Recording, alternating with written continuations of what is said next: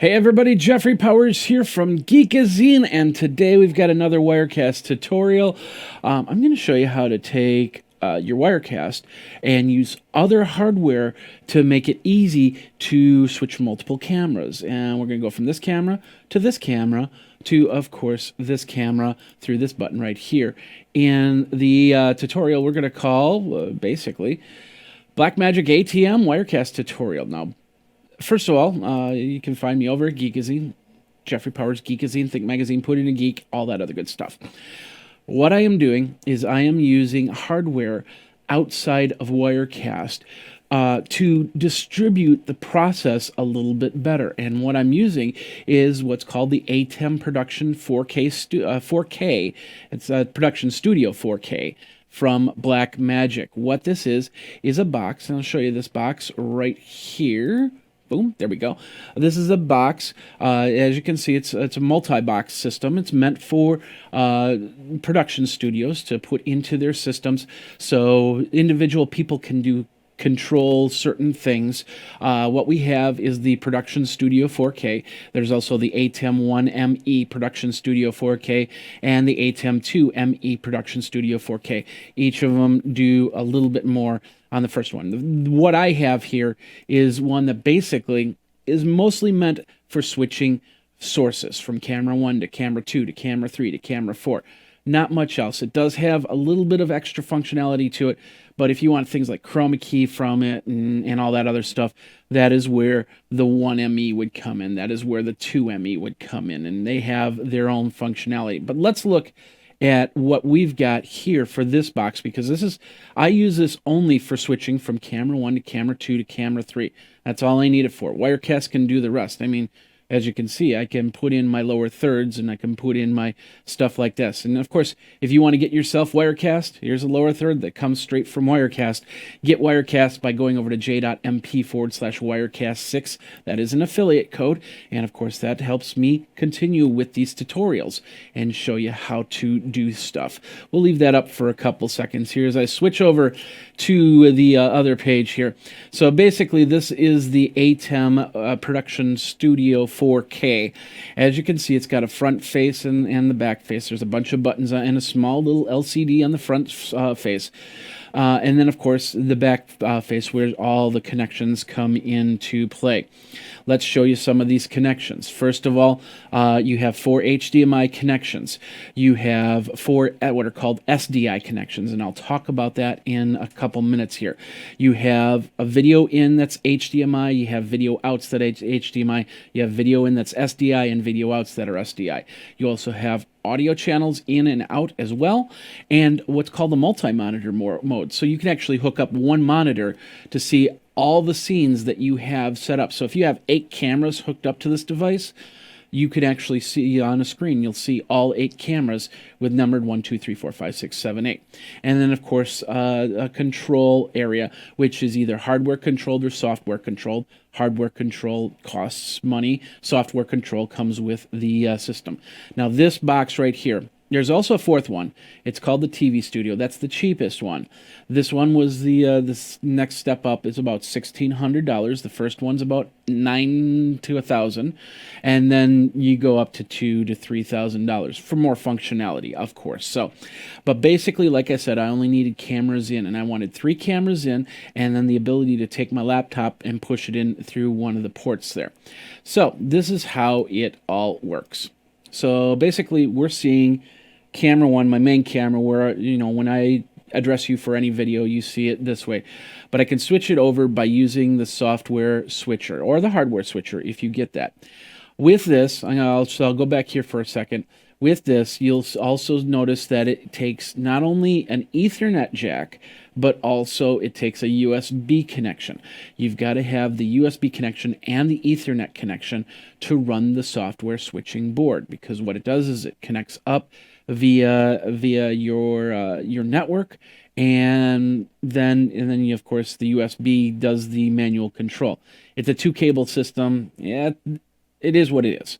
So, but bottom line is it lets you use the software switcher. For the hardware switcher, that's taken care of. It's you can cable it right from that switcher. And of course, you don't have to buy a BlackMagic version of it. You can get There are some independent companies out there that are making simple switchers, button switchers, that can let you go from scene 1 to scene 2 to scene 3 to scene 4. With that said, and that's going to get in details, if you want to know more, just go over to blackmagicdesign.com and look for the ATEM Production Studio 4K on that. So, but this is the software switcher, because this is what I have here. The software switcher, as you can see, it looks like a panel like you would see at a TV studio or whatever. It's got several buttons on it from Cam 1, Cam 2, Cam 3, Cam 4, and these are all assignable buttons. I can actually switch this out. I can take Cam 4 and move it over to Cam 2. I can rename Cam 2 to secondary camera or whatever I feel comfortable with. You have your black, you have your color, and as you can see, this small frame right here up in the top corner is being controlled by the software control. So if I hit Cam 2, you're going to switch to Cam 2. If I hit Cam 1, switch to Cam 1. If I choose Media 1, this is a lower third, and I'll get to that in a minute here. But of course, you also have bars, which are standard studio bars. I don't know if you can change that in this system or not. I've never tried. You can go straight to a black or a color, which I have set to black, and I'll show you how all the colors here in a second here. You have over here, you have your transitions where you can actually put, you can see the lower third that I just put on, and of course I'll show it to you. We'll do this, I'll switch it over here. And now if I hit that transition on air, here I've got my lower third on, and I can turn that off from there. And then if I want to, I can have this where the lower third stays on this transition, as you can see. But if I switch it, if I hit this auto button or I change the slider to the other area, I can turn that off. And then it's supposed to turn on. Maybe it just through the auto, it happens there. Oh, because I have to hit the key one. That's right. Sometimes I have a small learning curve myself. So basically with the key on, that means that I've got one scene that'll give me a lower third and one scene that doesn't give me a lower third. So anyway, so we're getting a little bit off base here, but the whole point is that I can now put on a lower third through one of the cameras and then cut it back to the other camera without a lower third if I wanted that too. So it's very basic functionality right there. And of course I have two back and forths. I can set these up for if I have like two cameras I want to go back and forth with, I can set up Cam 1 and Cam 2 and then just use a slider to go back and forth to the two cams. Simple as that. And as you can see, when I switch it over from one to the other, the buttons flip around like the consoles go back up and forth. And of course I can do different types of mixes. Like for instance, I'm doing just a simple fade mix. I can do this dip mix, which will dip it to black and then come up to this first one. We'll turn off the lower third here. And then of course wipe, which I can do things like this little star wipe, which I can control and go from there and go back and forth. Yeah, let's turn that off. All right, some other functionality that we have here. We have the disc 1, disc 2, which you can set up there. And then, of course, all your settings are on this right side. You can set up your downstream, your transition, your color generators. Like, for instance, if I wanted my color one, I could change that color. Let's change it to a nice red. So I'll go, okay. Now my color 1, it's a nice red. Simple as that. I can change that from there. We've got the media players. There are two media players which get controlled down here, which you can't see the buttons down on bottom, but I'll show you in a minute here, which I have two different things set up in the players. I have the upstream key, which does do a little bit of chroma keying. It's for the media that you put in. So for me to actually do this lower third, it's got to key out everything else so I can be in the shot and my lower third can be in the shot, and that's what this does. And of course with the other boxes, there's more functionality to it. As you see, there's a thing called DVE. It's grayed out for me, but they have which is basically special types of transitions and stuff like that, which I don't have on this box. Oh, I'm sorry, that's Stinger transitions, but DVE also in functionality. We have different types of transitions. Right now I have the star transition. I could change this to the corner. So if I decide to do the wipe this way, now it's going to wipe like that. And if I change it to box, I can now have that box change. So you can see that transition go from there. Downstream keys, so you can figure out your rate and your pre-multiplied keys and stuff like that. And then of course fade to black.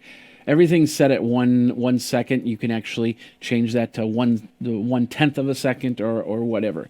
Up on top here, really quick, which I'll have to close this really quick.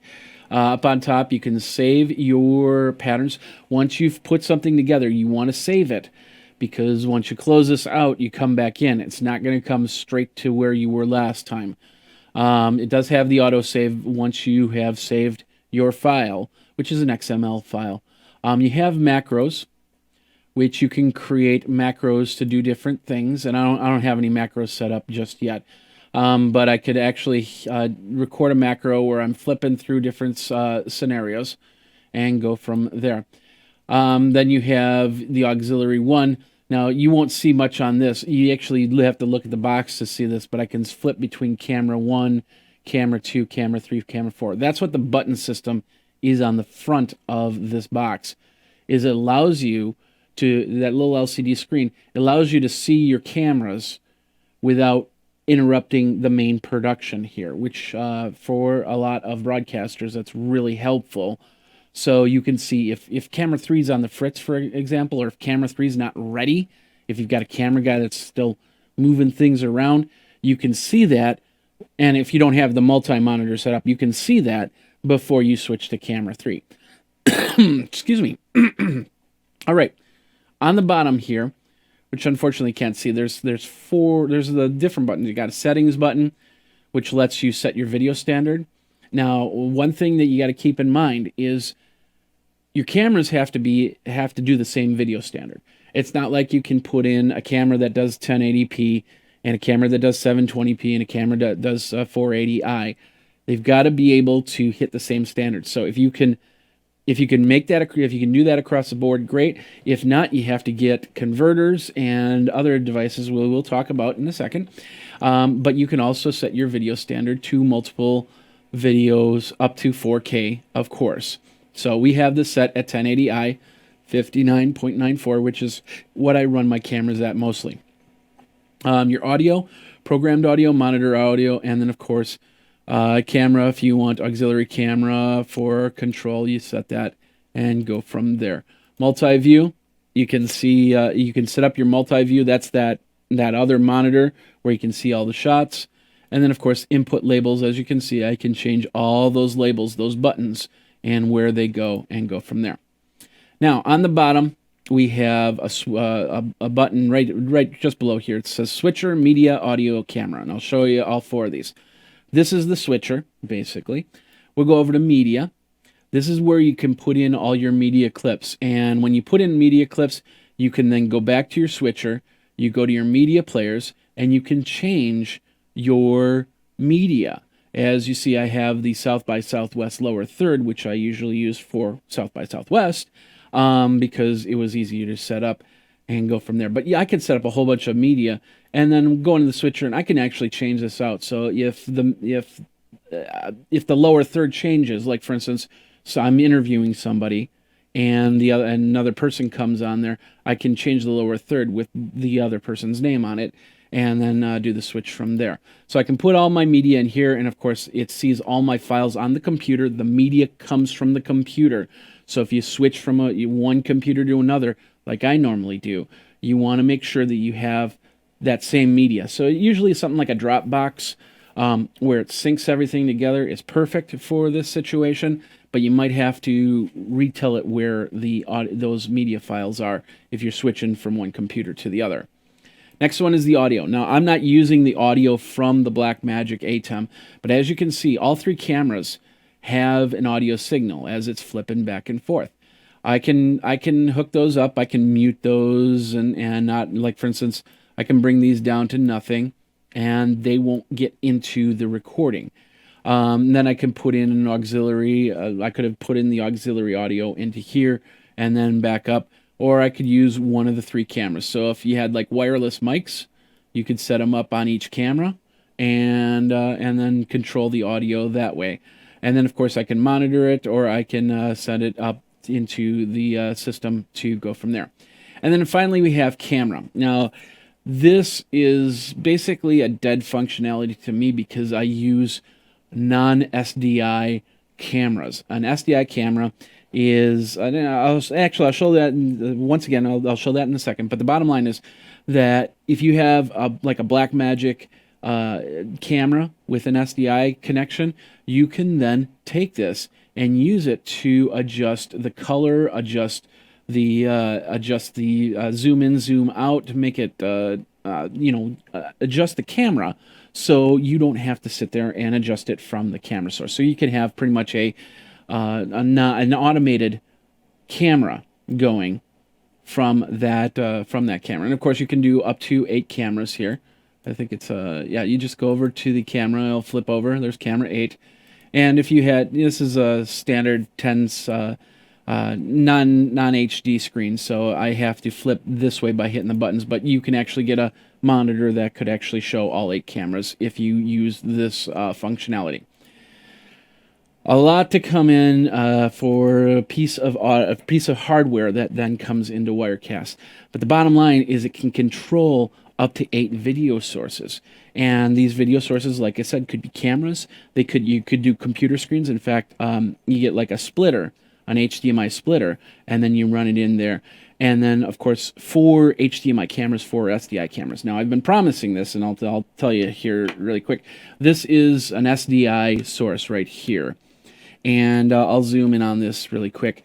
The idea of the SDI source is that you can then hook up, and you have this right here is the HDMI. So you can plug your camera in here. And then hook it out. This is just one type of box.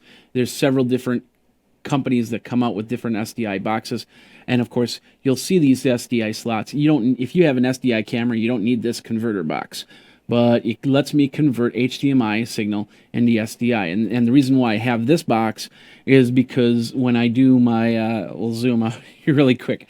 When I do my my switch view from the laptop to the BlackMagic, sometimes if it's hooked up to a TV as well, it gets confused what the resolution is, and I need it to be constant on the production studio, or else it will just simply not work, and we need it to work. So I bought this little box. I can also take other cameras, so I can hook up if I have 4 cameras, 4 HDMI slots already being used, I can use the SDI through the HDMI camera. So it's great, and of course it needs to be powered. So I have that powered. And then of course there are several different types of boxes that do different things. There's ones that have little pin switches in there, so you can set the resolution, and then every time you plug it in, doesn't matter what the resolution is on one end, it will then convert it to the proper resolution and go from there. So you can get different types. This one, these range for anywhere from $20 to a couple $100, depending on the brand and depending on what you need this to do, and go from there. But when it's all said and done, you have a box that can actually run SDI. So if you ever have a situation where you need to connect up to SDI, you can run from there.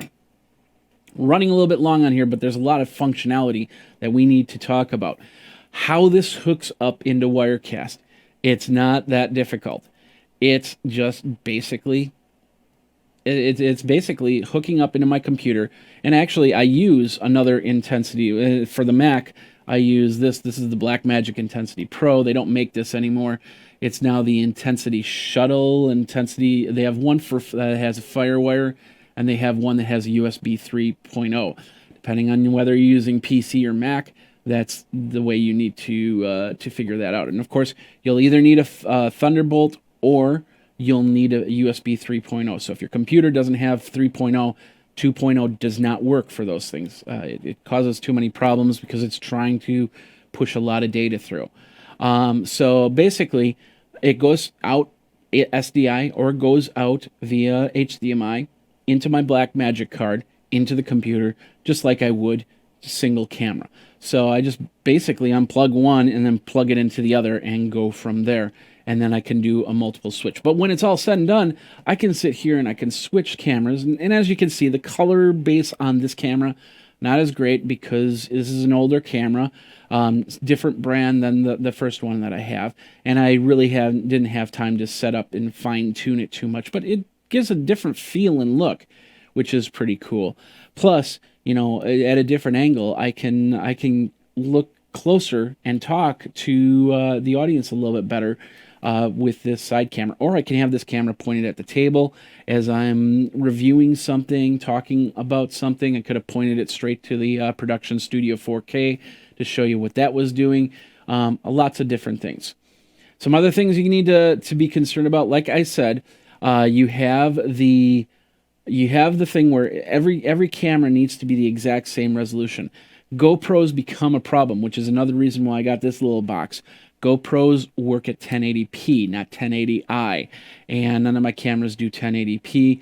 I could bring it down to 720p, I believe, but I like to keep this standard for a nice crisp video in the end and go from there. So you just got to be aware of what the resolution is. Another thing to be aware of is if any of these cameras turn off with the BlackMagic, and I just did an update, maybe that fixed it, but every time that I tried, if a camera turned off, there's a chance that it'd just be a blank screen and you wouldn't have any functionality to that. HDMI-wise. SDI-wise, a lot different situation. So it has a little bit more direct contact with the camera, so it can set up things and go from there. And of course, so a camera like that usually has the ability to switch out resolutions. So if the standard is 1080i, that camera will go, okay, 1080i, poof, go from there. And a whole bunch more. And we're going a little bit off the reservation here, but the whole point is that this is external hardware to run through your Wirecast. And many people do this. In fact, they use Wirecast more as a portal to get out and record. They use it as a portal to use it to stream, and all they need is one input in the computer. And as you can see with this system, you can see up on the corner here, the CPU is running at the most 50%, and I've got a pretty powerful computer here. And what I have on the computer, two screens, and I'll split the screen so you see this. We have Wirecast on one monitor, and then of course the ATEM software control on the other monitor. And I can do simple switching. I can then bring in a box like this on the corner, and I can show you all the cool things that I can do with this box and set up scenes and work, have a little bit better, a little bit more functionality through my Wirecast by simply splitting it up and using it. Yeah, it's going to cost a little bit for something like that, but in the end, production value goes up, and you might be creating better videos, cooler split screen type stuff, cooler how-to videos. And if you set up one with the chroma key, you could actually chroma key this all out and have me as just simply talking head and go from there. So lots of different things. We could go on forever, but it's important that we'll just leave it at that. If you need to get Wirecast, simply go to j.mp/Wirecast. That's my affiliate code. Appreciate it much. And of course, get yourself Wirecast for the PC, and you just switch over to the Mac if you need the Mac version. So that's this tutorial of Wirecast, and the tutorial is BlackMagic ATEM, using that hardware switcher along with the software to make better videos and just enjoy your video making. Jeffrey Powers here from Geekazine. You can always Twitter me. You can always email me, geekazine@gmail.com, if you have any questions. Until next time, you guys geek out and take care.